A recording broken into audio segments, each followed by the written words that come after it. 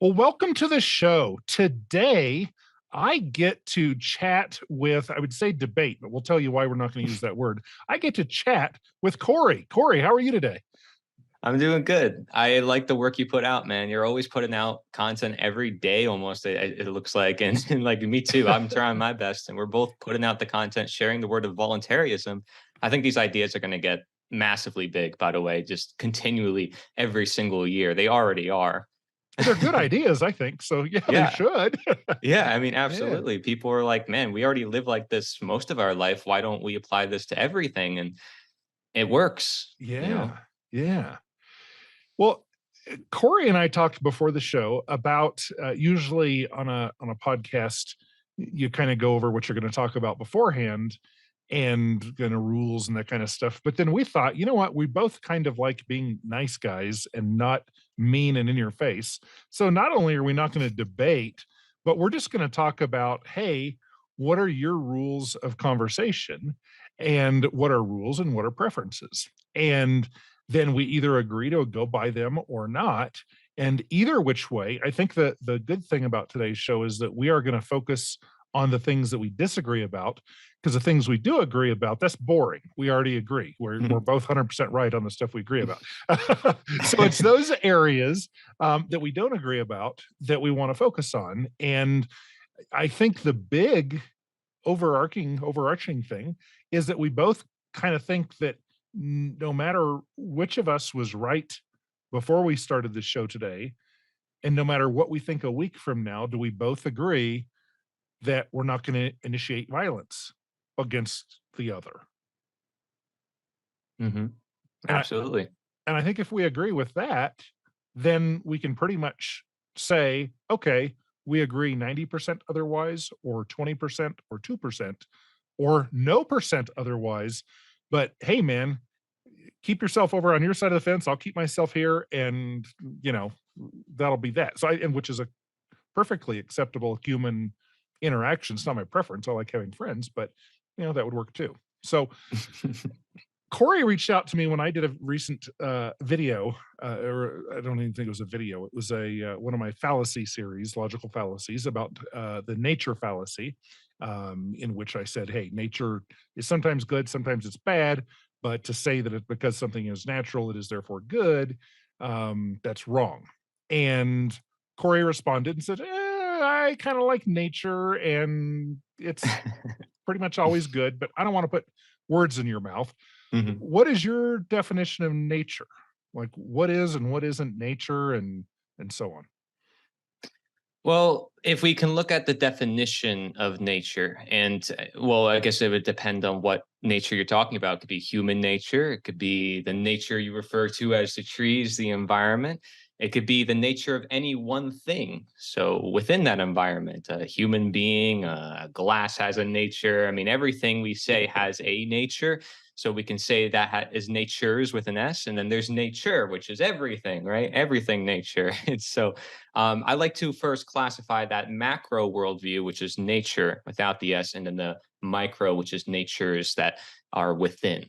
So that's how I typically look at nature. But if you look at the definition, you're going to get among variations of that. So it's going to be birth, condition, constitution, inherent qualities, inherent characteristics, essential qualities, initial. And I think some of these words have very powerful meanings as they've been used throughout history. And unfortunately, I think they've also been used throughout history to deceive people and bring people toward certain ways of thinking. And I think that's where the nature fallacy, when it's actually used as a fallacy, may come in. I'm not denying that that may be an actual fallacy. I am saying, however, that there is a side to it which is not fallacious, and that requires knowledge. To me, knowledge is the key of everything. As Socrates said, the only good is knowledge, the only evil is ignorance. So for me, nature is good insofar as it is known. Nature, you cannot have a concept of nature without knowledge. So knowledge is the prerequisite. If when I think about nature, and I don't want to fall for the dictionary fallacy, which is some dude sometime wrote something on some piece of paper, and his name was Webster, so therefore he is forevermore right. Right. So there are probably few 100,000 or a couple million definitions of nature Hmm. or natural in the world. So, and when I look at it from a lay perspective, and please correct me as we go along, because I have not looked into it that much. Sure. I think of if I'm walking down through the woods and I see a stick, I go, ah, that's natural. And then I see a beer bottle and I go, ah, that's not natural. Now, it is kind of natural though, because humans Mm, are natural and mm, glass came from everything came from nature, like mhm. we're not getting something from elsewhere. So Right. then every physical thing would somewhat be natural, even Yes. artificial sweetener. Um, Yes, absolutely. so what isn't natural? If we're gonna if you are saying nature is really cool, things natural are really cool, then what wouldn't fit within that category? Well, what's funny is you even admitted it to as an example yourself because you can't really escape it. You said, "Here's a beer bottle, it's unnatural compared to the stick," even though you said, "Oh, wait, it still comes from nature." So you recognize there's a source, there's an origin through which everything came from, but you realize that one came way later on, created by humans, whereas one other thing was not created by humans that has always been there. So I usually use the distinction of time to tell all truth, essentially. So if the stick just fell a week ago and the beer bottle was there a year ago, the beer bottle has seniority. No, it's Okay. in the nature of the stick that it belongs to the universe. It's not in the nature of the beer bottle. It's a form that has been created out of other things in nature, twisted out of their original form into something that we now have a new word for, beer bottle. Like we wouldn't have this word if we didn't have this new thing to identify. So if I look over to the side of the trail beside the beer bottle and the stick, and I see that there's an aspen tree there, and a deer has been rubbing on it and shaving the bark off the outside with its antlers, that is something that a critter that's natural, just like a human is natural, has through its productive labor, probably not intentionally, but it has created some cool stripes on a tree. Hmm. That aspen right next to another aspen tree, is one more natural than the other? Is the one that the deer scraped less natural, or are they equally natural? This is why I ask people questions because what you're saying right now, I would probably like, and I'm not going to go down that route because I don't want it to be like, okay, well, I'm going to ask you a question after you just asked me a question. That's kind of how I want to approach Yeah, it. please Is do. really, Yeah, is like, well, like, what do you think? Because the thing is like, okay, here's an animal doing its change, which we are always going to change. We're always going to create an impact. I'm not saying humans should not commit any action. We're always going to have a footprint, right? That's a good thing. But maybe there's a question as to that very action, not just to the existence. So I have a common phrase for naturosophy, my philosophy about natures, which is just because something is natural to exist does not mean it is natural to use. Okay. And also just because something is natural to occur does not mean it's natural to exist. So these are separate scenarios that would have to be addressed. And so that answers their question, if you understand that phrase, is to realize, okay, we as human beings have these tendencies, we have these things, in our nature to do. It doesn't mean that that's where we place it. Our time and place of recognizing action is also an individual nature of its own. So you're really looking at many I don't different understand natures. that. So we have actions and then there's conditions, right? And those conditions within the overall conditions. So those are three separate natures that you'd have to evaluate. Plus, what motivated those actions? The nature of the mind, the nature of the individual that prompted the nature of the action, and the nature of the action prompts the nature of the condition, and the condition is within the nature of the world. You understand? So those are all natures interacting with each other, which means that you have to be able to break down what is happening within each interaction. And this is essentially what science aims to do, in my view. Okay. And so do you see your moral philosophy, is it moral philosophy or just your philosophy, um, as do you see it as a law, a fact, a logical, reasonable, science-based fact? I Or would is hope it so. okay. So it's not just a preference that you think, I think human critters would get along better No. if blah, blah, blah. No, I don't think it's a preference, and the reason why is because I think we should aim toward being truthful in our lives. We should aim toward having, a guiding direction within our lives that is as most objective as possible, for guiding ourselves into what the world that we want, our desired world, right? But again, then we have the question, well, what does everybody desire? What does that world look like? Is man now touching the world? There's a lot of questions then you have to ask. And so you get really clear on really the best thing you can know, which is yourself. Now, things like you just said, man touching the world. Mhm. I take it you don't mean literally, a man, a Yeah, woman I meant that in touching both ways. something. So, and since I have this I'm thing, poetical. I okay, do that sometimes. and so, and I'm going to Mm, ask a lot of these things as we chat mhm. because That's good. my challenge is that there's this whole feels system that Sure. religion falls into anything that can't be proven through my counter simple system, which is reals, reason, empirical evidence, logic, and scientific method.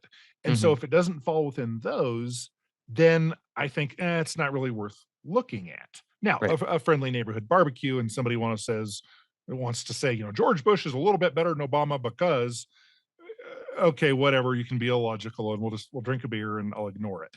But when we're talking about something important like philosophy, then I think it's kind of like building a house. And if there is a single brick in the foundation that isn't explainable, then we need to, okay, can't move beyond that brick until it is completely solid or we've tossed it out and put a new one in. So Mm. forgive me if I interrupt a bunch. Um, but No, you're I good. I don't want to move beyond the I brick do until want I you understand it. I want you to criticize me and critique me, so I can become more truthful as time evolves in my own way of thinking. And I think this is essential. This is the whole reason why I would want to deflect questions your way. Though I know you're asking me questions, I don't want to do that. But I would usually, like when I talk to the objectivist, there was an objectivist server on Discord. I I often asked them questions when they were asking me questions because they were asking questions that I knew they knew the answers to. And it bothered me because they were doing that on purpose. And I was like, why don't you use your own intuition? Why do you need to hear from me? Why do you need to hear from some old philosopher back then? Or, like you said, the dictionary bias, dictionary fallacy. I'm not prone to that. I want people to use their own reason, their own thinking for themselves. And then we improve upon that by talking with others. So, absolutely. Okay, good. So I'm not completely on board, and I bought your Sure. book. Um, where, if somebody would like a copy of this, where ought they go to get it? I have a landing page on nita.one/order. Okay, nita.one/order. But they can just go to my Amazon page as well, or it's also on other platforms. Just look up my name, Cory Endrulat. It's on the screen for people. They can check it out. sounds good. And I will put that in the description as well. Um, let's see So here. that is just to clarify, that is my latest book. It's a short book going over the nature of government and basically showing that government is proclaiming to be nature or act in its authority. And whereas it's actually a practical analysis where within Naturosophy, the philosophy that I developed. So the main book for Naturosophy in my philosophy is called Sapientia Naturae, and there's two versions of that. There's the original text, which is more poetical, might be hard to read for certain individuals, but is meant to do so in order to the individual to question and really reflect for themselves. And then there's the guidebook, which is basically 300 pages of questions. Okay, so you're using the word poetical. What is your, not Webster's, Mhm. what is your understanding of what that word means? How are you using it? Reflecting upon the universe and being able to see the reflections within yourself, in reflection to that. So it's being able to look at society as a whole as a reflection of the mind of that society and you within that society as well. Those are all reflections, just as much as I said before to you that every nature is interacting with other natures. These are all different reflections because everything is connected in this universe, being that it's all part of it, the I same don't universe. understand that at all. I don't understand the reflections thing. Hmm. How, like, I think of a reflection, if I was going to define that word, as something that shows what is in front of it back at it, something to that Hmm. effect. Yes, So that's what I'm. how is, if I look at society, how do I see a reflection? Well, society as a whole is, if you break it down, comprised of individuals like you and I. And so at the end of the day, it is just you and I, but on a mass scale. So we have to look at, are there certain mentalities that many individuals have together that's causing a certain reaction among the many people? But of course, I don't like to fall to collectivist notions. I do like to look at the individual and their own mindset. So what I'm referring to as poetical in the sense of reflection is the individual reflecting upon that whole of society and seeing their place within it. And oftentimes you'll see throughout history, the poets are the ones that are thinking outside the box because they're doing that reflecting. They're seeing themselves in their impact as opposed to the rest of the world. I think transcendentalists did a good job in the looking at the imperialism, like the industrialization of the world. They were looking at, oh, here's all these machines and all these cars and all this production, and it's great, but comes at some cost of nature and realizing some spiritual truths. So the transcendentalists were sort of catching on to a lot of this too. I feature within Sapientia Naturae the written text called Nature by Ralph Waldo Emerson, where he goes over how man creates ideas, symbols, how man should actually, rule over nature in a sense, but realize he still has a place within it to respect a higher nature, an authority of nature. It's not what we call authority in man. It's not what we call authority in governments or kings or queens. Different type of authority. You may not even call it authority because it simply is. You have no choice but to follow it, right? So there is perspective on this, and reflections are everywhere, even if you don't see them, I would say, because every word we say comes from a concept that we learned before, or some other people who said things a certain way, or some sort of information that we're feeding off of all the time. You can consider these reflections. Now, maybe if you don't want to consider those reflections, that's fine.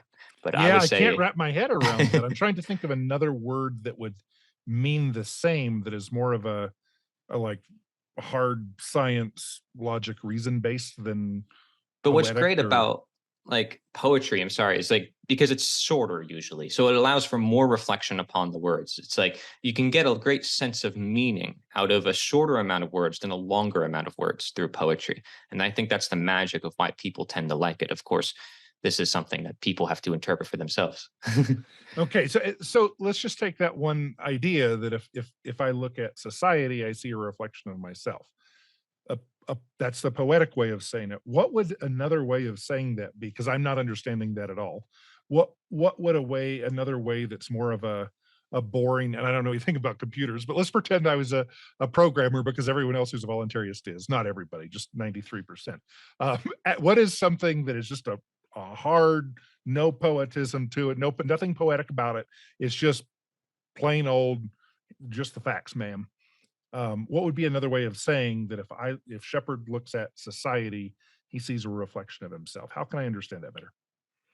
Well, let's say someone has an experience that you had when you were a young kid. I mean, or think of any memory that you've had. Think of the dreams that you currently get or are going to get. And we may not even perceive the future as such, but we will look at the past, and people do tend to look at the past. And so we're constantly reflecting. Even just you can consider thinking as questioning and questioning as reflecting because you have to be looking at something. And so you're sort of like looking through the mirror constantly if you're looking at your own thoughts, trying to find out what is it that I know? What is it that I can know? And it's not one where you only look at yourself because you're looking at someone else. In the case of I'm looking at someone else's experiences and seeing yourself in them. That's what I'm saying, right? So the mirror doesn't come, realistically, but also figuratively. It happens all the time. Yeah, I know as a health coach as well, if I talk to a client about their health, I will realize, oh, wait, I have to pay attention to this in myself as well.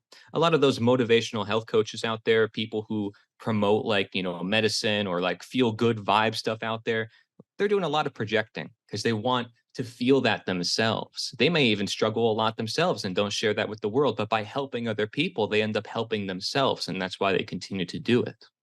Mhm. Okay. I'm agreeing with a lot of the follow-up things that you're saying. I want to be so careful as I try to figure life out because I've been wrong so many times about so many things. And so I've Mhm. kind of come up with a system of looking at life. Mm. And so I use that system to examine things. And so when I try to fit something that is poetic into that sit. Like, I love poetry. I'm not against things sounding cooler. I wouldn't be a big John Prine fan. So I'm all about things sounding cool. Like, I'm good with that. I'm all about minimize. Well, I'm not good at minimizing words, but I appreciate it when others do and get a huge, wonderful point across in a beautiful, short way. However, I want to make sure I'm not falling for a word salad thing where I'm just being baffled by lots of fast talking. And Mm, so when I that's why I'm trying to really break things down, sure. and sometimes it's just my brain isn't able to wrap around it, which I think is the case with that one example. So this one I'll just say, well, I don't know what you're talking about, but I agree in your examples. I agree with a lot of that, but yeah, we can kind of move on from there. Law. What and when we think about natural law, there are a lot of old time thinkers. Who was I just reading that was talking about it? That was great. I don't know if it was not Lysander. It was some old timer that was talking about it, and I thought, wow, a lot of people are into natural law. And I heard one of my videos that I did a couple years ago, and I mentioned it, and I didn't even know what I was talking about, but I Mm. mentioned it. So what so it's complete ignorance that I mentioned it. So what is like, I know that there's a law of gravity. I know that there are laws that McDonald's creates that you have to wear a shirt and shoes, and laws that the bad guys have in their states. What when we're thinking about the concept of natural law, what is the definition of law in that sense? Well, I simply define natural law as nature, and that's it. I know a lot of people are going to say, well, it's this and that and this, but as you said, there's been many different conceptions all throughout history. If you just break down the definitions, natural means inherent conditions, law means inherent conditions, if we're looking at it in a scientific way. So it's basically just saying like law, nature, nature. So, so from my point of view, it's really just nature. But if you're going to look at it strictly through a morality concept, you might call it natural moral law. And then people start to add words to it on purpose to get more specific. So I don't know if that's what you're asking for in particular. Like Mark Pasio, I would say what he teaches is natural moral law, not natural law. But he calls it natural law because it's probably easier to say and it's also Yeah. been used throughout history. And, fair enough. Okay. And then people are used to that terminology being used in that context. Okay. Okay. Um, So what getting kind of back to some of my examples of the stick and the beer bottle, what are a handful of things that are not natural and what are a handful of things that are nature's natural nature? What are some other things that are each and why? It's all about knowing why. I think that's the key. So if I look at a car, I look at a glass, some things some people might consider simple, other ones complex. It can be any form of any man-made thing changed one way or another. It can be literally someone scooping up some water out of some lake, I guess, and saying, "Oh, I have a product now. It's mine." They have a sense of attachment to it. It could be anything that they sort of take out of nature because humans, that's what we do. And this is how we create. And actually, I'm quite a fan of that. I'm not against us creating. I've always been an inventor since a very young age. I've invented games. And really, it's not so much creating, however, it's improvising. It's being able to see what tools and resources you have at your disposal and then turning it into different forms and different formats. And you can find out the possibilities are quite endless. So that's the beauty of creativity. I think that's also the beauty of the free market, just, as an FYI, is being able to see different products in circulation, not just one product being imposed upon everyone. That's a beautiful thing. And that's what you see all throughout nature is there's this endless possibility to do anything you want, but it doesn't mean you do it. Doesn't mean it's right to. So the question is there a time and place for certain things to be done? Do we have to learn from our actions to know what to do and what not to do? Right? So that would be my answer to you on this is so like let's say we look at a car, you know, Is how many deaths are caused by a car as opposed to other methods of transportation? Okay, we say we can adapt to this. We say it's the similar nature to that of walking. It's just faster, perhaps. Maybe it's involves some complex machinery we have to gather from across the world. Well, how are we getting that material? You can ask billions of questions. The point of this philosophy is not to provide you with so many answers as it is questions, because the questions, again, within your own life, for your own self, will help yourself find answers for yourself, because only you can know yourself the best and only you are living your life. So it's about that sovereignty of using your mind, which I so heavily emphasize. And so it's more of, I guess you can say, a tool than anything else, Okay. because it's all it can ever be is a guide. That's all it ever can be. I'm not saying my book is the Bible, it's the holy thing, it must be, it is the word of God, and if you don't follow it, you're going to go to hell. No. Right? It's just a guide. It's all just a resource as to any, like any other book, trying to find our way. And it's my projection, my reflection on paper, essentially. It's my form of creativity. So it's still limited in form. It's still incomplete because it was man-made. And so understanding the nature of those man-made things is to realize, wait, cars have not always existed as much as walking. What happens if we get attached to cars? They say attachment is a bad thing in Buddhism and a lot of Eastern philosophies. Why is it that they say attachment is bad? Why do they say things are bad? Perhaps it has to do with the fact that the man is taking away from nature or their more natural habits. So they're not walking as much. Oh, it might have an effect on their health. Oh, it might make everything seem very fast paced. And all of a sudden, the whole world changes in different ways. And some people don't know why it's changing that way because they're detached from nature. It's not a world that they recognize or can know. It's a world that they have to learn and come to condition themselves into. Not that they can't condition themselves into it. It's all the matter of knowledge. See what I mean? I think I do. And this ties into something that I've thought for a while. I've said you can't beat nature in some ways. Like you can't put up a wall that will last longer than nature. You can't. Yeah, you're building a dam, and that's a really cool work of art. And I'll go on your little tour, but in 5,000 or 50,000 years, it's not going to be there. Neither is your Great Wall of China. It'll last another little while, and then if you come back 100,000 years from now, the thing's gone.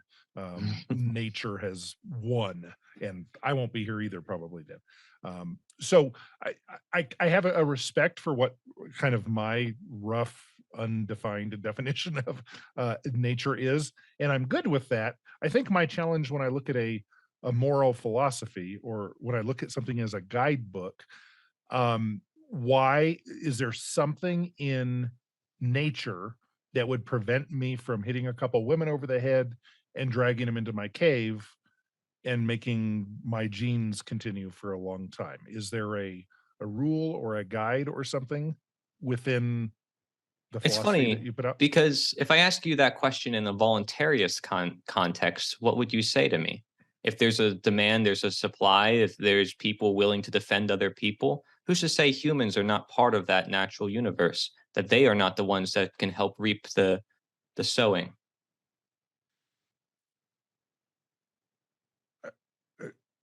Uh, So I don't I'm know. not saying like an anvil will drop on your head, but I'm not saying that humans are just going to stand still when something bad happens. And you know this. This is why Oh, we talk right. about voluntarism, Yeah, I'm right? sorry. I meant that from a moral philosophy standpoint, not from what the how society would react. But like, is it inherently wrong to grab a couple women by the hair and drag them into a cave, or is that a like what makes why might we agree? Hey, that ain't cool.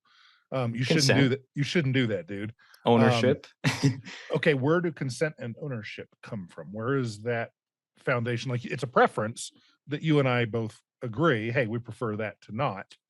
Um, but if we're trying to actually factually prove something, we need more than, yeah, it feels right.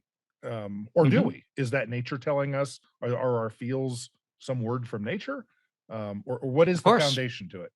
Well, we can't ignore the feels, but of course, that doesn't necessarily mean all our actions doesn't come from that one source. As we both recognize, there's other ways we can learn, such as through factual reasoning, may you say. So, science and different ways of looking at the world, it's all coming into fruition to fill in the gaps and the holes, and people are just seeing this with the market. Again, it's like if there's a demand, there's a supply.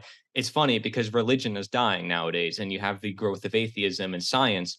That's because the religion has been affecting people for so long on this earth, and people are realizing it's not helping us. So like I'm just saying that these are different things in society that people are starting to realize. Doesn't mean that everybody should become atheist, doesn't mean that's the only solution, doesn't mean, right? It's all just a matter of understanding. So try to help me get back what you were trying to ask me, because I just wanted to clarify on that. Yes, what is the foundational, what's the building block? Why is it wrong to initiate violence, Oh, whether it's dragging right. cave women around or whatever? Yeah, so ownership, and you were like, well, what determines ownership, and what Or consent, determines yeah. consent? Well, I can only breathe for me. You can only breathe for you, right? So like our Actually, faculties remain hospitals have other things, but I can maybe only talk like, I mean, they have the rebreathers or the naturally. respirators. You breathe for you because that's always been the way it is. How the hospital machinery is a new phenomenon. It Yes. hasn't always existed. What is natural is what has always existed because, again, nature is defined as birth or initial character. So it's kind of weird to say, like, oh, well, because hospitals can do it, therefore it's right, or we can, like, no, I wouldn't permit hospitals giving people oxygen because now we're saying it's okay for people not to breathe for themselves. I think people should be breathing for themselves. We should promote people breathing for themselves. You see what I mean? So we got to be careful because if we make a justification for the man made and say, oh, well, I need my phone with me because without my phone, I can't contact my parents. It's like, okay, well, now it's basically another body part of yours and you can't live without it. Now you have an attachment to a thing. No, I disagree. But I know this strays away from the original question. I'm just saying this Yeah. is kind of answering the other question that you had. So, see, so when it comes to ownership and consent, that's what I'm saying is you breathe for you, I breathe for me. You can't undo that process. It doesn't matter. You justify it through machines, through science, through hospitals. It doesn't matter because nature has it so that each one of us breathes for ourselves, unless you can prove to me otherwise. But you can't unless you do it through some fancy machinery. It's not something that nature naturally provides or Well, has but always provided. okay, so my argument was like I was just responding to you saying Sure. that you breathe for you and I breathe for me, and that's factually inaccurate. Um, 1,000 years ago, maybe you breathed for you and I breathed for me, not us, but two different people. But right now, like we could meet in a city in a hospital and we could go in there and see a human being who is still breathing, but it's a machine doing it for them, and hopefully it'll get them through a bad week and they'll be able to Mm. take off on their own. So I mean, it is happening. Ah, It might not be good.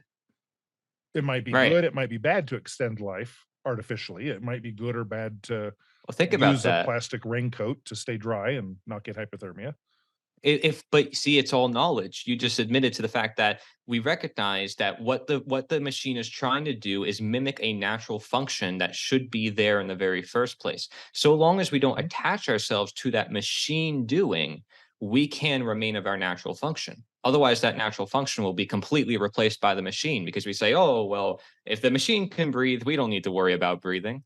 So you recognize that there's a higher authority in this thing we call breathing, which is that human beings are supposed to breathe for themselves, regardless of, oh, we might have the machines that help us breathe, but that help shouldn't have to be there if we already breathe for ourselves. In fact, maybe the fact that people aren't breathing is a sign that that there's something wrong that we have to look at, that something else is going on. Maybe they were a smoker, maybe they're on a certain drug, something's preventing their breathing.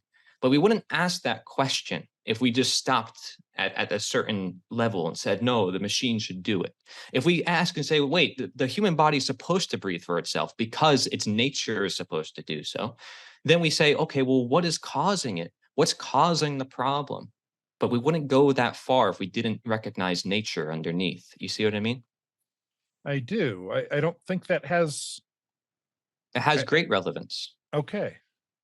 Um, yeah, I'm not saying because I think those are different issues. Like if we, and I know attached is a not like a reals kind of word, but if we choose to use a lot, whether it's a respirator or a raincoat, made of plastic or whatever.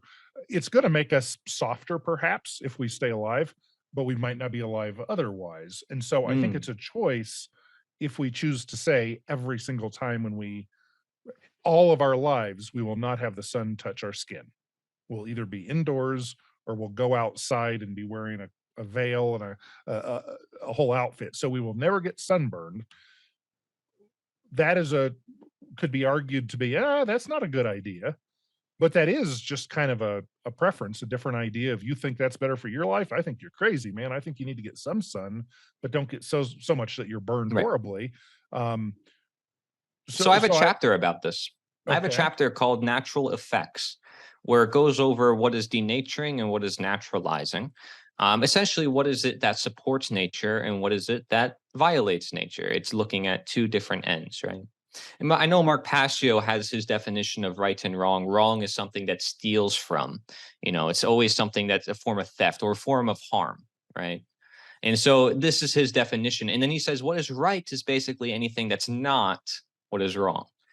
Well, I basically have the perspective that no, it's actually the opposite. So what is wrong is actually what violates, or yeah, what violates nature and or steals from, takes from, steals from to be more specific, taking form of, it doesn't have to be stealing.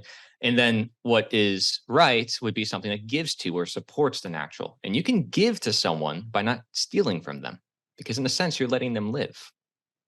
So that is a sense of allowing people to live their life. And allowing and embrace is everything to do with Taoism, which is essentially my philosophy in a nutshell in one way or another.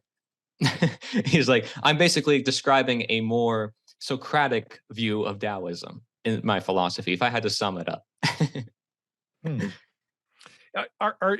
Is any portion of it like, is there a way to explain it that a rigid German dude like me, with the Germanic personality, no, just the facts, and that, is there a way to explain it that it could be understood by someone like me? Yes, knowledge, if it's helpful, useful, it's good. And if it's not knowledge, then it's ignorance. It's something that is keeping you, holding you back. Knowledge is the very thing that helps you understand nature. So any knowledge, it could be even the knowledge of ignorance itself. So that is good, but if I use my knowledge to invent a respirator and we use it, that's bad? Well, what, where, okay, you're using it to build a respirator for what? You realize it's to help people breathe. You're helping their Mhm. natural function. So that's not a bad thing, is it? Because you have knowledge as to what you're creating and what the effects are of what you're creating. So now Okay. you know what you're creating, but you might end up not having enough knowledge because you realize, oh shoot, what I created is ending up harming people. It's ending up doing Mhm. did not intend to happen. But the reason why I did not intend for that to happen was because I thought I had knowledge, but I really didn't. I actually was ignorant of some things I didn't realize. And this is why it's important to always recognize we're all ignorant, all of us, and we all don't know everything. And starting from that point of view allows us to have philosophy, which is why I created my own. Because I feel like philosophy has led to the direction of people saying, this is the way it is, and this is the only way it can be, especially in the natural law Mark Passio crowd. This is the way it must be said. This is the way it must be done. I disagree. There's many other ways to look at it. As proven by Lysander Spooner, a teacher of natural law, similar concepts, totally different words. He never says a right is what doesn't cause harm, but he's basically saying that. Ludwig von Mises, these other people, Mises, sorry, these people are all saying similar things, just in different ways. And so I think there's value in that. But if you're able to see that perspective, then you could have more knowledge about it instead of being ignorant and just throwing it to the side, saying, oh, they don't say things the way I want them to say it. And they have no use in this world. People say, oh, I don't like Nietzsche. I don't like these philosophers. They're bad. It's like, you realize if we did not have their bad ideas, we would not recognize the better ideas. We Mhm. need everybody's ideas. That's the beauty, again, of the free market in ideas, because you need competing interest in order to get the best product. And I agree with that. Like, I really think that even, yeah, even the bad podcasters out there or content producers who are doing complete gobbledygook nonsense, And I would use Passio as a great example of that. And then when Disenthrall did their 400-hour watching of his stuff and taking it down, that turned out to, like, I'm very glad Passio made his thing because it gave somebody else an opportunity to teach logic and reason. And Mm. so a lot of my content has got to be wrong. There's no way I could be right about, even the lion's share of my stuff. I try, but yeah, I'm probably messing up on a lot of stuff. Yeah, that provides somebody else. I hope people swoop in and say, nope, you said this and that's wrong. And like, gosh, you're right. And So that's I why do love that. I laugh when people just repeat the philosophy line. This is exactly why I attack the appeal to nature fallacy, because they just assume all of nature is a fallacy in a sense by saying, oh, well, you can't say what is natural is what is good. What if you know what is natural? I mean, yeah, if somebody's going to the grocery store and they say, oh, it says natural, so it must be healthy, and they know nothing about if any of the ingredients are actually natural, then of course they're going to have a misconception of nature or of reality. They're going to put things into their body which may be completely unnatural. So it's all the matter of knowledge. They're making basically an unknowledgeable appeal. So are they really making an appeal? They're just ignorant. And that's why I'm saying nature is so dependent on knowledge, and you can make an appeal. Otherwise, you can't really have an appeal. You can't really have nature without knowledge. You need knowledge. So if I said and I'm just trying to go through in my brain and give my argument and then give you a response. Tell me how I do. Shepard says avalanches are bad, Cory. Boom, I gotcha because they kill people. And then Cory says, but you have to have knowledge. If you see the snow is about to slide, don't walk there, dude. Yeah, if you Is know about it, then don't walk there. But that's your choice still as to if you want to do it, and you recognize that knowledge too. You might recognize, oh wait, the avalanche is happening for a reason, and why is it happening? More knowledge, of course, to be found. so the things that are more natural, avalanches, tornadoes, tidal waves, all this kind of stuff that kill a bunch of people, a bunch of Mm. innocent people. I have a Is this section in my just book. nature's pardon? I have a section in my book dedicated to that as well. I should pull that up. Yeah, so what's kind of when I lose my cousin to a tornado because they've rebuilt in the same mobile home in Oklahoma for the 47th time in Tornado Alley, when this Mhm. happens, um, yeah, it was nature that got him, but I still think that kinda sucks. Were they a dummy to do that? Maybe. I might argue that, but, if it's natural, it's good, and you didn't say that, I'm putting words in your mouth, I've just heard others say that. If it's natural, it's good. Well, tornado's natural and it killed folk, and how's that good for a person? So we're going to blame nature for something humans can avoid and can prevent, or because here's the deal, you can't change nature. Nature is going to do its things no matter what. There's always going to be poisons. So, oh my gosh, I touched a poisonous plant. I have poison now. It's like you chose to touch that plant. Same way with these people living there. You chose to live there. I live in Florida now. I can get hit by a tidal wave. I know the risks involved with living here, but we take risks every single day within our lives. At a certain point, you have to realize that you need to embrace the natural reality, but you can escape the artificial, unnatural reality. It is a choice in that regards. Okay, so there's certain things you can't change, and you can call those earthquakes and stuff bad, but maybe there is a way to be prepared. Maybe with enough knowledge you can prepare way in advance. Guess what? Now we have technology that can predict disasters way before they happen. And with these things we call natural disasters are not even a thing according to scientists nowadays. They say they're hazards. They're not. There's no such thing as a natural disaster. They're disasters. They're just things that happen in nature. Who's to say they are a disaster? They only are disaster when humans say, oh my gosh, all these things are broken. Oh my gosh, all these things are happening. It doesn't have to be. It could be Mhm. just part of the way of life.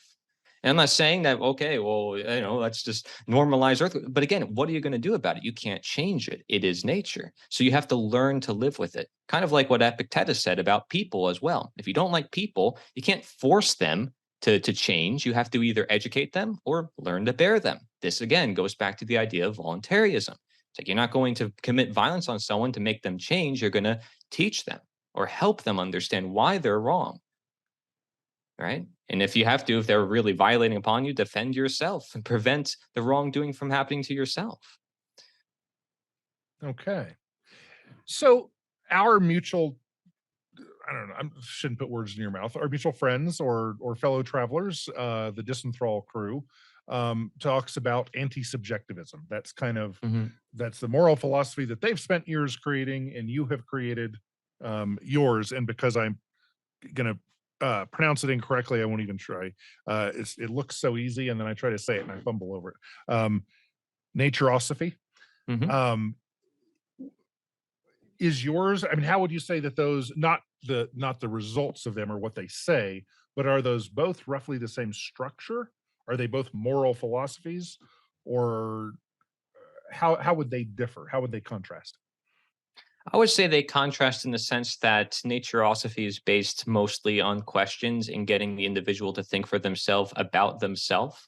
Again, which is why the original text is for individual reflection, and then the guidebook is for even more individual reflection with questions, but also as a curriculum for teachers to do so in a classroom setting.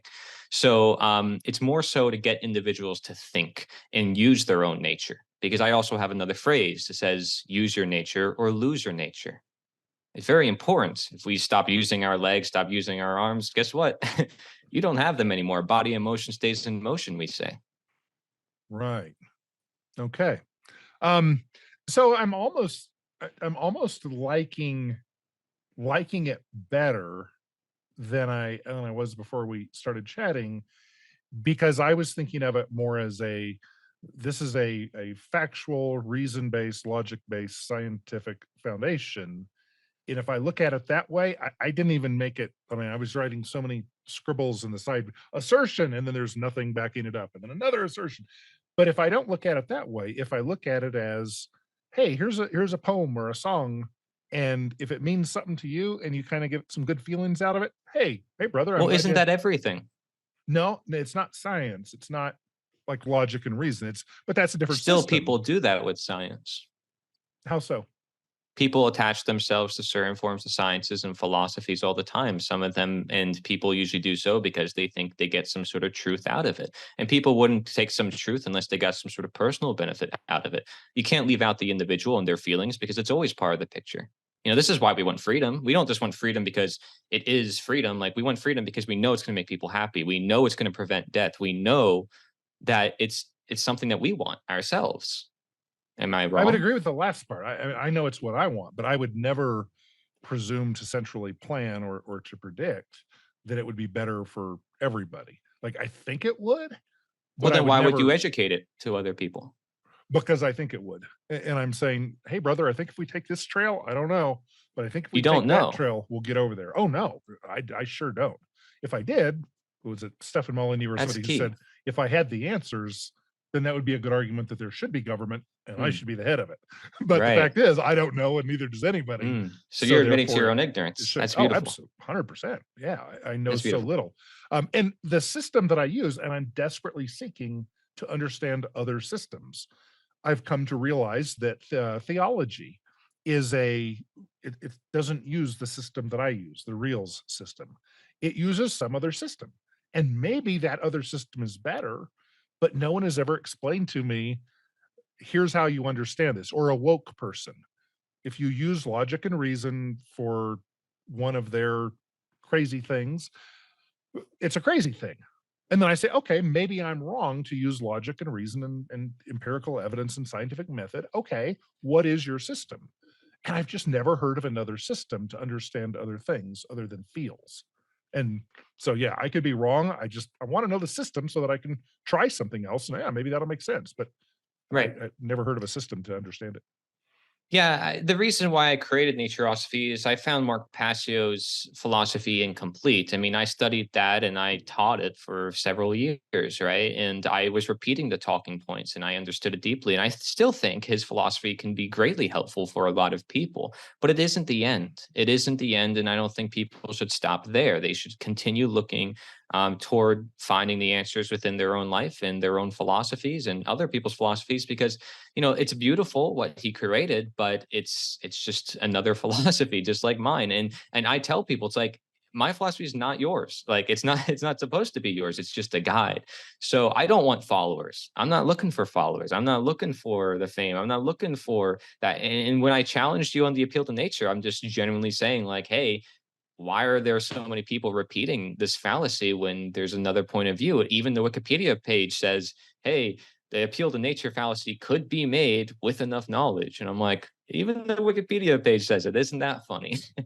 And I'm surprised people have not enough looked at that perspective. And because I've always lived my life with, this phrase I call nature is the answer, looking up to that authority, I've been sort of looking at it and say, well, how is it that can be proven? Can it be proven? And I'm not saying that this is a bias that I'm coming into, but who wouldn't be biased about nature if it's the reality that you have no choice but to live with? It's like the people who say the is ought fallacy. Well, I disagree with that fallacy too, to an extent, because you have to live with nature. It's not like you're making an emotional appeal, adding your own emotion, saying there ought to be something. The ought is the ought. Like it's a self-contradictory system in the sense that nature is something you can't contradict, you can't change. So you have no choice but to live with it. And so there is value in Mark Passio's teachings, I think, a lot more than people realize, the more they study the occult and a lot of the points that he has. But I don't think it is conceptually brought out through text as well as what I've created for everything, because he only limits it to action. And I, like I said, have different definitions for certain things. So again, that's just the beauty of the free expression of ideas. But I do think that it's limited in many ways, and I've been gathering notes about that too, because I not to make anybody mad, but I just want to say like, hey, there's other ways of approaching it. Um, Yeah. that's the truth. Yeah. And then I think there's I like exactly what you said, ways of approaching it. Not just that it could be different, but the way in which one approaches it. And I think that's going to be different for different people. I think people who are reared in a cult, which I was reared in a cult, and so the people who I was around had a very different perspective on life than somebody who was reared by a scientist family. You're going to view things differently unless you go out and do some study and figure out if you like the cult way or the reason way. See, I'm not about like justifying transhumanism and all these people who say we can just change all of reality. AI, I think AI is great, can have so many great benefits that can help society, absolutely. But I'm not to say that that is what should be our reality. In fact, if it isn't, nature will tell us by karma, by our results, our effects. And this is where again, Mark Passio is hitting it on the nail again and again. Just if you're able to see the perspective, like karma and consequentialism, like the idea of cause and effect, like people can't really argue with those things. It's the other things he adds in, some of the words and other things that people tend to not like. But there's still so much truth in it. And so I don't think people should pass it off at all. Hmm.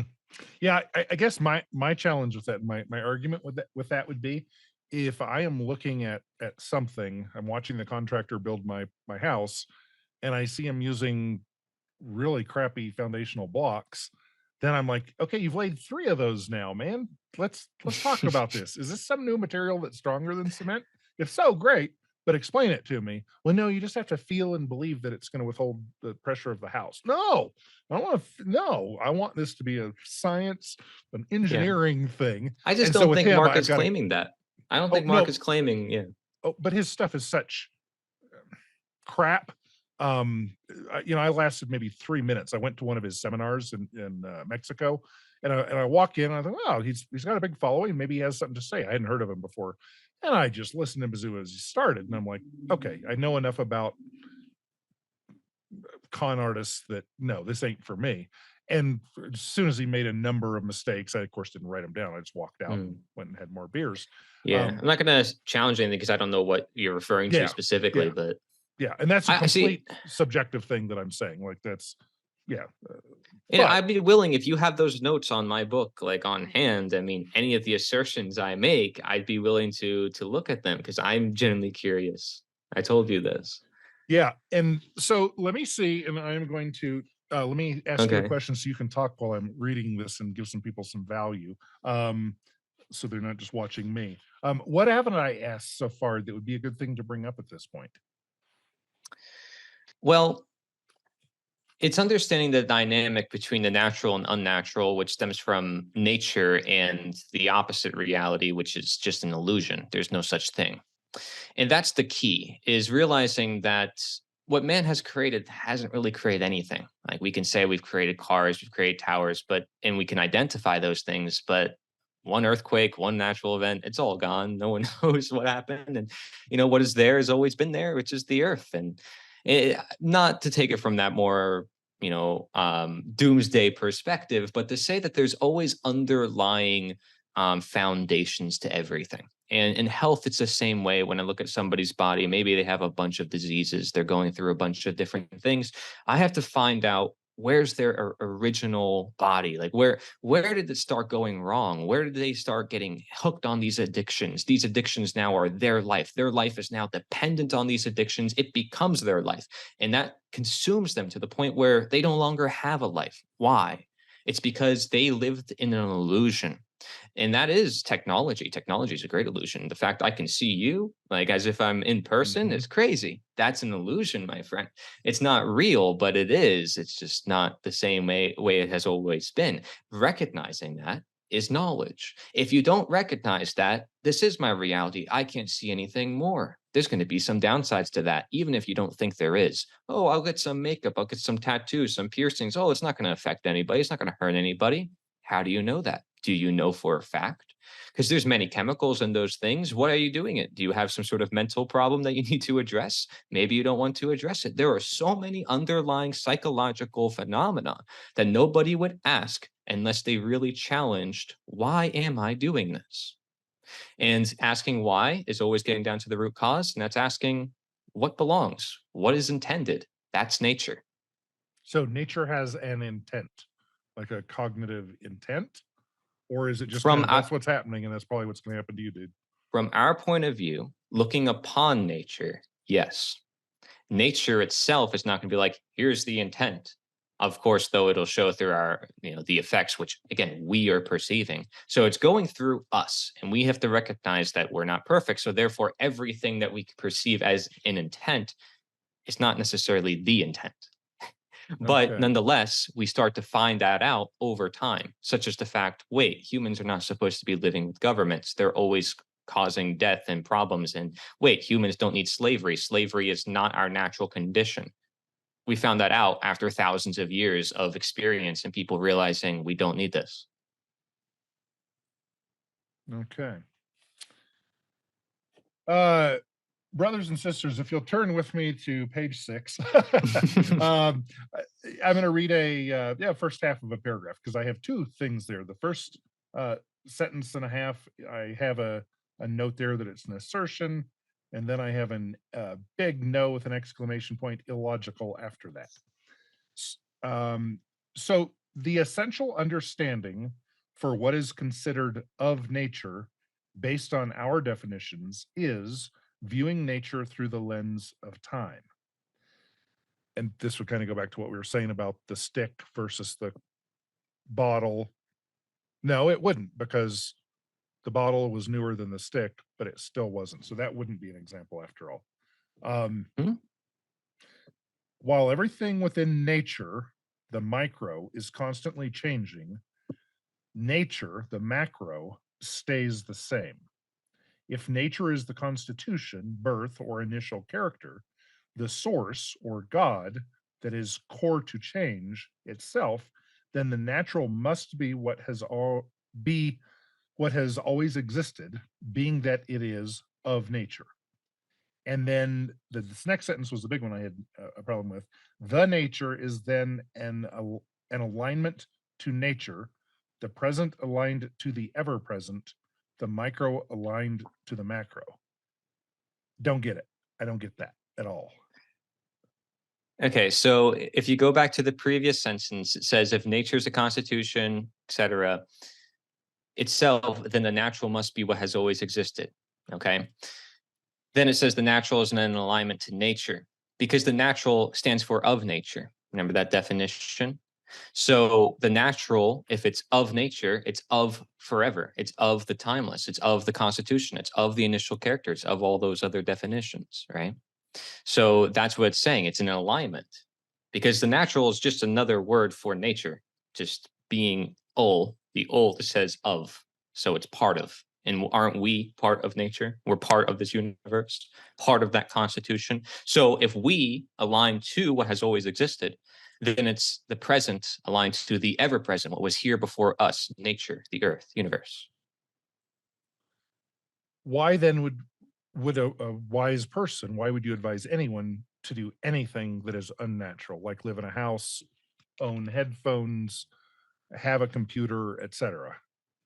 Advise them to have that. Right. I'm saying advise them to know that it's not the only way to live, to know that Okay. there is something higher that was there before. If you don't know the roots to why or how the machine was built, you're going to get lost later in time. You're So not going to know then, how to build it back up. okay. So then, and I love the idea, the philosophy of learning to do something the tough way. Um, like, let's try this first, heaving and hoeing, and then when that doesn't work, now let's bring out the hydraulics and use it. But let's remember that we can use levers and fulcrums, and we can still lift that heavy thing even Mhm. without a hydraulic diesel tractor. Um, so Right. Mhm. I agree with that part. Um, so then, so then nature isn't naturally superior or good. It's just something that we're like, you know what? I've been watching this for the last history of humanity that's written that I know about. And it seems to me that there's always going to be a stick that falls from a tree. And if I'm going to beat my rug, I might as well get used to beating it with a stick, because this man-made rug beating stick might not be around, whereas the natural one will be. So I should know that both exist. And then if I really find the Mm. newfangled one to work a lot better, like I find these work better than winds whispering through trees, so I wear them. Is that an Right. You have accurate? knowledge. Yes. The knowledge Okay. is the key to all of it because you understand the natures in relation to each other. Now, you may not have full knowledge of it because you created something that's you can only take certain aspects thereof nature to create. Like you only took certain aspects of this reality to create any man-made thing.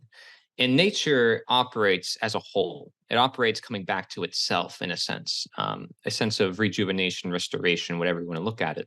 Everything goes back to source. There may be many philosophies talking about the cycle of life and death, etc. So it's all about understanding the foundations to humanity, which, yes, we should have that upheld through the generations. Yes, we should remember what keeps us human, because if we don't, we'll lose it. Or we'll go so confused to the point where we end up destroying ourselves. And so basically, I'm looking at the long term future with this philosophy and saying that, well, I'd be bold enough to claim that this philosophy is the thing that keeps humanity intact when the robots take over the world. If you want to be, frank about it. If not governments were already worse than that, because frankly, I would consider technology to be the second government, the way it operates. But it's a little bit different, of course, two different natures. Otherwise, we wouldn't distinguish such. But government itself is basically an illusion. And technology, although this is an illusion, government is also one. It's just one Mhm. that exists purely in the mind. It's I very agree. dangerous because it's actually taking the place of nature. And that's the whole point of this book that I talked about. Okay. Taking Okay. the whole place, meaning everything. It has a constitution of its own. Nature is defined as constitution. Nature is defined as order. Governments proclaim that you need their existence for order. Everything they say, man's law, we need our law. What about natural law? Is there such a concept that has ever been discussed throughout history? Everything governments have done has been just taking from the natural world and saying, but we need this for existence. It's not even like it's an option. It's not like it's a choice. It's we need it. And if we're dependent on it, then it's basically our God. It's like we have to worship it. We have to beg for permission to be free. We have to ask it to change our reality for us. And it does have that power to change it. It's our reality. What gives it that power? Again, our beliefs. It's the greatest illusion of all. Yeah, and this is not so much philosophy as just kind of a living life as a smart or savvy person, not smart, but a savvy person. For years I've been not frustrated, but I've looked at those automatic headlights that come on in these newfangled cars, and the ones that are now auto dimming when you have an on-approaching car with a certain light. And I'm thinking that's making us dumber. Back in the old days, in the old 72 Nova, you would pull the switch out to turn the light on, and you had to be sharp as a human being and say, "Hey, it's getting dark out. I should turn the lights on." And then now, for all of these last 20 years, 30 years of my life, I haven't even had to think about turning on the light. Well, no, it should just naturally come on. And every so often, I'll see somebody driving down the streets for a good distance with no lights on. Technology failed them. They probably didn't Mm. have it set correctly. And now their natural ability to say, "Hey, it's dark and I'm moving fast and I ought to be able to light up the way and have people see me," now they are more helpless than they would have been if they'd done it the hard way. And I'm not at all arguing that lights should be only pull lights. I'm not arguing for that. But So it is there you interesting have. to watch. There you have, though, an example of something man-made taking the place of what was naturally there. Now, it's different if you have a choice, if you recognize your choices, if you're able to have that choice versus just having one man-made choice that you were conditioned into and you don't see any other possible reality out of Mhm. it. There's a lot of people who are born into cities or born into technology, like I said, with smartphones, and they can't see reality without it. Mhm. That to me is a huge danger because now they lost touch with thousands and thousands of years of human history and ancestry that goes back without it because they can't imagine a reality without it. So that's where I have the concept of man-made authority versus natural authority as well in this book. You know, is talking about, is there dependence on man or is there dependence on nature? Where do you place that? You know, and really there's no dependence on nature if you have a mind of your own, if you're knowledgeable, really nature as your governor, you won't even recognize it as a governor. It's just there. Yeah, yeah, it's there. You exist within it. Hey, it's Right. fixing to rain. What can I But put over because myself you're to stay dry? but because yeah, because you're thinking about it for yourself and you're using your own brain, whether you recognize it or not, you're using your nature. Nature's working with you because you're doing what you're supposed to be doing. So you're not anti-technology, you're No, anti-technology dependence. exactly. Okay. Or any man-made thing for that to matter. But yes, technology is dangerous mostly because it's the illusory nature. It gives a greater illusion than other things. So for the person who chooses to live in Montana, where it gets really cold and deep snow, and they're having to live in a little cabin that they built with a handsaw and chinking and all this man-made stuff, this non-natural stuff, ought everybody to move where it's warmer?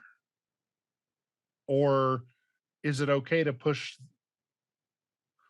nature and use this technology that's been around for a while of houses, cabins, and live there? Right. What are your general thoughts there? We learn from time, right? What we should do and what we should not do. We see houses are benefiting our nature. If they give us natural effects, as I have a dedicated, chapter to that, as I said, then it's something that you can say, yeah, I mean, we understand what it's doing, why we have it. We're not dependent on it necessarily just because, oh, houses are very useful. Now, maybe you say, well, we need a house. But yeah, I mean, there's a lot of people we could say they need a house. But imagine being able to say we don't need it. Maybe we're strong enough without it. We don't see that possibility, but there's people out there who live without it. Mhm. So it's being able to see that possibility, which I don't want people to lose because if they grow attached to it too much, then the needs never stop going. And it's like, I need this, I need that, and I need that. Never ends. Yeah. And there's Consumerism. certainly kind of what you're saying. There's certainly some stoic, and you have quite a few quotes from Stoics. That whole idea, I don't remember which dude it was, but he says, "Yeah, he says I like to run around in crappy clothes that really itch my body, the coarse clothing, and yeah, do that every so often." I'm like, "Oh, okay, now I know I can handle it, and then get back to eating well or whatever." And then some of the Stoics would just say, "No, I don't have a need for that anymore. I know I can survive the worst of the worst, and yeah, I'm gonna live poorer." Now, Yeah, and it's still I'm a not a big personal choice. yeah, yeah, and I'm not, by the way, I'm not deifying Stoics. A bunch of them were status rich dudes who were double talking and had the luxury to double talk, but I love a lot of what the Stoics had to say. They were Hmm. some Oh cool yeah, I cool mean, dudes. founding fathers too. You know, it's like you look at the founding father text, you're like, well, yeah, I agree with George Washington, Ben Franklin, but then you're like, I don't agree with their actions, but I Yeah. agree with their Wait, the Whiskey words. Rebellion? I thought we were, huh? Yeah, um, and so I make those disclaimers as well in my books. I'm like, even me as a person, you can hold me accountable, and I'm pleased do, but like, don't expect me to uphold my own philosophy. Do you think any philosopher in the past upheld their own philosophy 100%? No. it's it's all a matter of standard that most philosophers are trying to aim for because they're trying to find a way of living that can benefit society, and that's why they bring it to other people and why they're considered educators or they lead the next generation of philosophers. yeah, and I kind of I like the idea of having something I like about anti-subjectivism is that there's this base of okay, there's only one rule. We're consent. That's the one rule. Can't do anything that isn't consensual. And then I say, and I recently have had some arguments with Christian and before that Patrick, bunch of going back and forth, just typing, and then we did a couple episodes, and I'm still arguing, and I'm still unhappy because some of the scenarios that I put forth, I'm not happy with the answer that anti-subjectivism gives. It Mm, doesn't make me feels good when I think about, well, no, that doesn't seem right. That philosophy should have an answer. And I think that kind of the answer to my argument is that they made, and I go, okay, good point, is oh no, this philosophy doesn't cover what the best time of the day to get up is. Like, is it better to get up at 4 a.m. than right, 9 a.m.? No, this doesn't cover everything. This right. covers hardly anything. It covers the very bare bones foundation that if it's consensual, it's cool. If it ain't, it ain't. And Mhm. initiating violence isn't consensual. So you can't do that. And you can't do some other stuff. And then I think building from that, then I can put out, I wrote a book, Harsh Advice for the Unemployed Guy, just trying to say, hey, here's a better way to live life and not be a lazy piece of crap. And so that was just kind of my gift to the world. Hey, here's how you can be better. My YouTube channels, and even better yet, Odyssey, ODYSEE.com.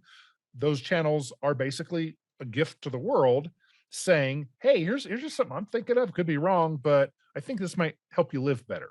My Lutheran minister friend is saying, hey, here's some ideas. Here's a whole structure. I think if you live by this, you'll live a better life. And you are saying, hey, I'm thinking nature might be a cool way to go. Try this, you might live better. Is that Mhm. an accurate summary or am Yes, I? and I can't claim to be the only answer, even if I think it is. But why should I? Even if I do think it is, I'm not nature. Isn't that funny? I recognize my time and place, so that even if I do think I have the answers, I still can't claim that I do. That's and so many people, they probably have another temptation of attachment to the idea of, yes, I need to have that one answer, or I need to have it a simple one motto to live my entire life. Maybe it's much more than that. Maybe instead of limiting yourself, you realize there's a lot of different philosophies that everybody sort of lives by, and you have to put yourself in their shoes to realize that there's many different backgrounds people come from. I've met people who go through the jailing system who did all sorts of bad things, you know? They actually end up sometimes where I end up. And I'm like, wait, we had totally two different paths. What happened? How did this happen? You know, so it's all about just questioning the world. So yeah, if you want to say it's to help people, I mean that's the goal of education, is it not? It's mine. Yeah. Yeah. I don't think it might have been Edward Bernays, but yeah, for me it is. I Yeah, think well, for I don't you it think he is. was educating. He was propagating, you know, propaganda. If you want to call this propaganda, sure. But I think there's a reason why we have the word education and propaganda, and why we have sometimes a nature of their own, basically. Hmm, You know. interesting. Well, what haven't I asked or what haven't we chatted about that we should? Um, I would say that that first chapter of that government is unnatural book is probably summarizing a lot of the concepts in naturosophy. Although, of course, you know, the main texts are going to have a bunch of scenarios. I'd say, like obviously that one focuses on government, but the other ones focus on every sort of scenario. I mean, there's even sections dedicated to different phrases when people say like, "Oh, well, what is this natural is not always good." And I could actually bring that one up if you want, because Yeah. that's like basically the appeal to nature Yeah. fallacy. Yeah. Um, let's see. I have a section dedicated to it in my oh, I'm in the wrong one. In Sapientia Naturae, the original one, which again is not based on questions, so it's going to be better for like this type of interview thing. Okay, 181. I the reason why I like books too, to be honest, is because it can word things better than I do in person. Like I may have been able to word things to you, and I don't think I've made any too many flaws speaking to you. But the best part about writing books is you can get really clear as to what you're saying, and maybe you can understand that because you're an author too. I'm going to But disagree with you, man, because really. spending an hour with you, and I'm like, okay, I can kind of see this. Okay. So this section, what's natural isn't always good, right? This is like a quote that this section is going to go over. And the answer is simply good, simply put, good. You know natural morality of natures. There's a section dedicated to natural morality. This statement claims to know the nature of what is natural or what is natural to the nature of the word natural. Isn't that funny, right? People who say, oh, well, you can't say what is natural is good. You're claiming to know the nature of what is natural. You're saying it's natural to say that what is natural is not good. And people don't see that they have an inherent contradiction in that phrase. And so I'd be interested to see what you have to say about that just right off the bat. Like, Yeah. do you So see what I'm saying? yes. And so are humans natural? Well, technically, under the context of the man made and no, we're temporary beings, you can say we're natural to occur, doesn't mean we're natural to exist in persistence because we only live a certain amount of time. Right. So, So um, I think me as a thinking person using my structure, however good or bad it is, I can look at nature and I can say, okay, well, it's as an example of nature would be the creek running down the hill. The creek doesn't have a mind of its own. If I dam it up or I divert it, it's not like, oh darn it, I intended to go here. It's not thinking that. Now, maybe if I come back in a million years, it will have broken through the dam, or it will have, where it was diverted, it will have cut another shortcut and it's right back to where it originally was, cutting a hole. But if I look at that kind of nature, um and I guess I'm not understanding. I lost myself there, but I still wasn't understanding before I lost myself. sure. Read that again, will you? Yes. So think of the phrase, right? What's natural isn't always good. That's what somebody would say if they agree with the appeal to nature fallacy. Am I correct before I move on? Yes. And I would Okay. even say that I hold that opinion. Right. The reason this is the reason why I'm against this. Well, one of the main reasons, okay? And basically because it's a contradiction, it's claiming to know what is not good. Yes. It's claiming to say Subjectively. what is good. Yeah. So although they're saying what's natural isn't always good, they're saying it's good to say what's natural isn't always good. That I'm confused by going back and forth that many times, but I would say that as a thinking critter, whether a horse or human or whatever, I think humans can think better than horses.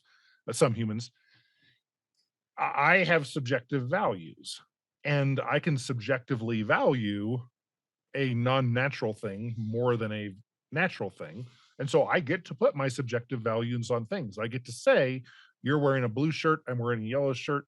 Darn it, I should have chosen blue. Blue is better. That's my subjective opinion. So yeah, I get to say that's good. That's a gooder color than the yellow that I'm choosing to wear. Um, so yeah, I absolutely have that right. And I can comment on the color of shirts, on nature, on Absolutely. religions. Is that not what the sentence is saying? No. So again, when someone says what's natural isn't always good, I'm saying that they're claiming to know what's natural when they claim that. Because they're saying it's a universal statement to say that the appeal to nature fallacy is a fallacy. It's that the fallacy is correct. And therefore, if it's correct, they're claiming that it's natural because I equate the word good with natural. Right. So they're contradicting themselves. I don't see that. You If don't I see think it? lightning on my hilltop where I'm sitting is natural, I think that lightning is natural, and and my subjective value is continued life without being burned crisp. And then lightning strikes and burns me crisp, then I'd say, "Oh, that was bad." And I'm not going to say nature had ill intent. I'm not going to say that I had a higher calling on that mountaintop than the lightning bolt did. But yeah, I think I can absolutely subjectively say, "Yep, that was bad," and Yeah, it was natural. yeah, it's not what I'm really saying though. So I'm just saying the phrase itself is claiming to know what is natural. And Well, this I is claim why to know. you do claim to know? Yeah, like I claim lightning is. I don't know everything that's natural, and I don't know everything that isn't, and I don't know that I'm right about what I think I know, but I'm pretty sure that lightning is a natural phenomenon. And also, when people say isn't always, they open the door to say that it still is, can be good in certain scenarios. So like I would have to ask them what makes it good in certain scenarios and what makes it not good in other scenarios. What makes them arbitrarily choose to say, oh, well, it's better here. Good nature is good here, but it's not good there. Subjective values. So if lightning strikes 20 miles from me and starts a 5-acre fire and it burns, and then over the upcoming years, yeah, there's a little bit of erosion, but over the upcoming years, new vegetation grows up and it's overall good for the forest, then I would say, yep, that lightning, I'm going to check that in the good category. The one that hit me and burned me crispy, that was a bad strike. So yeah, I can subjectively say I like that bit of nature. I didn't like this bit. I don't think they're inherently like one bit of nature isn't going to hell and the other to heaven, but I can have my preferences, right? Yeah, I think what you're doing is you're applying it to a situation which I wasn't trying to apply. I was trying to look at the phrase itself and people's own terminology because an appeal to nature is a phrase that people are saying based on different realities, scenarios like that. But it's still claiming to know what is natural. They're still claiming to know what is good. So they're doing the appeal to nature Well, the to appeal the to appeal to nature nature is fallacy. essentially saying that I'm people will saying it's say, inescapable. I don't get the iron or the It's weirdness in saying that inescapable. though. I'm saying that people who claim the appeal to nature is a fallacy are making that fallacy to the fallacy. And I'm surprised people don't see this. Yeah, I don't see it at all because as I understand the fallacy to be, it is watch out. And as with every fallacy, like the slippery slope fallacy, there are some things that progressively get worse and it is a slippery slope. But the fallacy is simply saying, hey, watch out for this. Sometimes people will say, hey, this beer is made with all natural hops. Well, I don't like hoppy beer, but this is made with all natural barley. Well, how do I know that all natural barley is better than synthesized barley? So you said So, sometimes. yeah. Oh, all fallacies are not concrete things that every single time somebody says Okay. nature. Okay, so then it's a little Yeah. different because I would argue that the reason why people use these fallacies or agree with them is because they want to say we shouldn't make any statements concerning Mm, what is natural is what is good. And yeah. I'm saying No. we really shouldn't make any. Yeah. So it would just be if I say to you, this beer is good because it's made of all natural barley, then you should say, aha, busted. You are using the nature fallacy. Now, if I said this carrot is probably good for me because it's natural and I'm eating a certain quantity and I don't care if I have gas later, Probably. then yeah, it's probably good. um, Probably. There's but not enough it's knowledge, my friend. yeah, but it's something here you could argue, hey, you drink a lot of that, Shepard? Yes, I do. Hey, are you overweight at all? Yeah, really overweight. Hey, do you think that serves you well? No, it sucks. And Mm, so you have proven that in fact it was a fallacy that because this is all natural, it's mm, good, no, but it's because not now always. you brought in a new dependency. You brought in the dependency of now consuming too much of that natural thing. So the thing is natural, but then you say, well, am I consuming it naturally? Again, usage different from existence. When I said what is natural to exist is not what is natural to use, the thing is natural to exist in that Barley is. form. Yeah. Now turn into the beer. Now it's not as natural. Now you consume it too much. Not as natural as maybe, less or as you need for Mhm. your substance, for your substance, for your nutrition, whatever. Right. So it's being able to look at all those layers.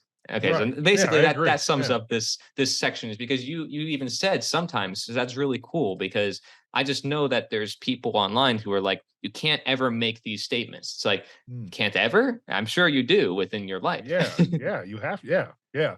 Yeah, see, and I see the whole series I do on logical fallacies, I see them as a tool, That's and good. it's like if somebody says I would tell a teenage girl that if a boy comes up and says, you're special. You're not like the other girls.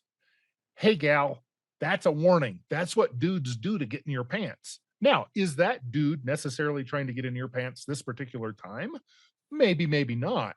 But just know there are a few catchphrases that guys are going to use, and be aware of those. And then when you hear that, you're like, oh, wait a minute. Is he just doing this because he wants to use me and leave me? Or does he want the same thing I want, whether it's quickie or not? So I think it is just kind of a warning. Whoop, there's an alarm. Let's take a look. Oh, okay, that's cool. Or no, it's not. So yeah, I definitely don't think anybody should look at fallacies as a definitive all the time kind of thing. Okay, well, there Yeah. you go. I think that kind of proves the point of what I'm trying to say, which is like an appeal to nature fallacy is not always a fallacy. And I think that's a beautiful thing. So cool. Yeah. I would say that appealing to nature is not always a fallacy. Okay. There you go. And that's basically the perspective that I said, okay, let's take that, turn it into a philosophy. And that's what I've done. So Okay. defining nature to say defining what is good and being able to get really clear on that with knowledge. So and you provided some case examples. So Thank you for having this conversation. Like that's something when I first watched you, like I disagreed with you on a bunch of stuff, and I'm like, he does not think using the same system I do, and I still think that. I think we have lots of areas that we would sit. We could have so many fun hours of argument. And when I say argument, I mean in a fun way that we're both trying to educate ourselves, just having fun going back and forth. Um, but what I love about you is the way that you come off. You are so much nicer and more approachable. And I would encourage everyone, if you're a content producer in the open-minded space, be cool. Don't always be a jerk. Do some videos being a jerk because it's kind of funny, but overall, be cool. Like it's possible for two people to disagree and to get on and hash it out, walk away agreeing on some stuff, still disagreeing on others, still have a beer or a carrot or whatever later, and it's all good. It's all groovy. It's all okay to be different and have these arguments. So thank you for being cool about it and setting an awesome example. I appreciate that. yeah, thank you. I appreciate it.